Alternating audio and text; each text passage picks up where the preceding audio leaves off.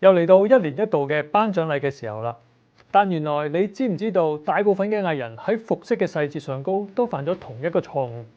首先係一啲隆重嘅場合，好多時主辦方都會有 dress code 嘅要求，例如 black tie，男士必須要着晚禮服出席嘅。顏色方面通常就會係深色，例如黑色、深藍色或者棗紅色都可以嘅。而質料方面可以係一般嘅西裝布料，又或者係優雅啲嘅絲絨都得。但無論係邊種質料嘅西裝，西裝領都必須要係 satin 緞綢，帶少少反光嘅質地。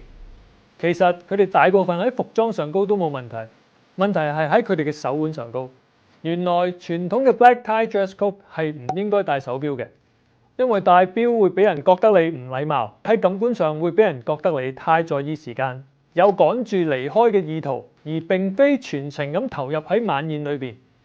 但係又咁講，其實嚟到現代會多咗好多商業嘅考量，就好似頒獎禮呢啲全球嘅盛事，全世界嘅目光都集中喺呢一晚上高，所以各大時尚品牌又點會錯過呢一個將商品曝光嘅機會呢？於是就開始陸陸續續贊助明星演員，男演員就會佩戴手錶，女演員就會佩戴鑽飾。所以嚟到近年，black tie 嘅着裝要求慢慢開始冇咁嚴謹，容許賓客佩戴手錶出席啦。